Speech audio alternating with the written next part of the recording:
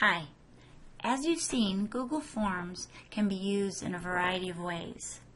It is sort of like the Swiss Army knife for teachers. This tutorial is going to focus on the quiz feature. I have pulled up an example of a quiz that I created at a previous time. What we are going to do is change this into a self-grading quiz. To do this, I'm going to go up here to the upper right-hand corner, and I'm going to go to the gear, which is the settings. When I click on that, there's a menu of options. Under the general menu, I can restrict this form just to people in the Google Apps for Education domain. I can also limit it to one response. I can collect their email addresses. I can also allow them to edit or see the summary of responses. For this example, I'm just going to say it's restricted to Birmingham Public Schools users. And then I'm going to go over to the Quizzes tab. Since this quiz was made before the self-grading feature was rolled out, I need to now convert it to a self-grading quiz.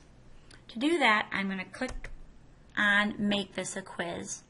This will allow me to assign point values to any multiple choice, checkbox, or drop-down question type.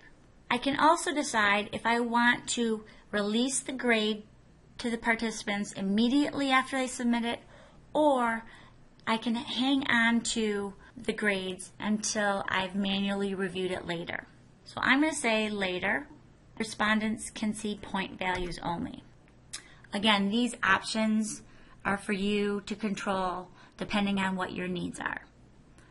I'm going to click Save. Now that I've converted it to a quiz, when I go to a question, the answer key option will show.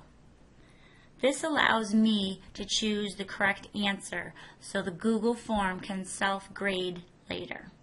So when I click Answer key, it'll give me the option to choose what the correct answer is. This question is, Google Forms can be used for more than just surveys. The correct answer is obviously true. And over here, I can give it a point value. So we'll say that's worth 2 points. The next question is, which elementary school did you attend? Now I made this a multiple choice question because any of the answers may be correct. So when I click Answer key, I can go in and I can say that if any of these are chosen, the respondent will get full points. You are only able to do this within a multiple choice question. So if you have more than one answer that could be correct, you're going to want to use the multiple choice. However, if you have several answers that are correct, you're going to want to use the checkbox option. The checkbox option will only give students full credit if they check all the correct answers. So now I'm going to move on to the next question. I want to show you that you can now add images into your answer options. I have Circuit A, and I included this image. To do that, I will add another option, and over here you'll see the image icon. When I click on that, I can upload an image I have in my Google Drive. I could search for one. I could take a snapshot right from my computer, or I can choose one that's on my computer. So I'm going to go to my desktop, and I'm going to choose this image. Click Open. I will call it Circuit B. I'll go to the Answer key. I'll click Circuit B, and I will give it a point total of 3. The last question is a longer open response question. I added this to illustrate that you can have any type of questions embedded in your quiz. However, longer answer questions or short answer questions would have to be manually graded after the quiz has been submitted. So I'm going to come up here and I'm going to go to the little eyeball to preview my quiz. I'm going to put my name. Google Forms can be used for more than surveys. True. Which elementary school did you attend? I'll choose Kirby. And which diagram illustrates an open circuit? For this one, I'm going to choose circuit A to demonstrate what an incorrect answer will look like. And which branch of government do you feel? I'm just going to type in nothing just to move on. I'll click submit. And now my answers have been recorded. As you can see, there's been one response.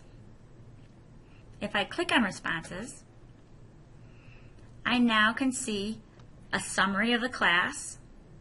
Since there was only one, my graph is very limited. However, it shows how many points I earned. It shows me which questions are the frequently missed. It tells me who responded. I can also see individual student responses. So when I click the individual tab, it will take me through and show me what each individual student answered for each question. It shows in green the answers I answered correctly, and in red the ones I missed. So if I were to go back to the questions and pretend I'm somebody else, and again I'll just put anything down for the open response, click submit, and when I go back, you'll see there's two responses. Here's the summary. If I wanted to sort it by individual, I could click here.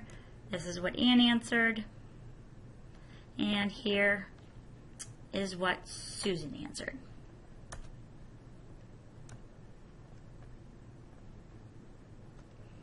This is a great new feature that's embedded in Google Forms. I hope you enjoy it. Thanks.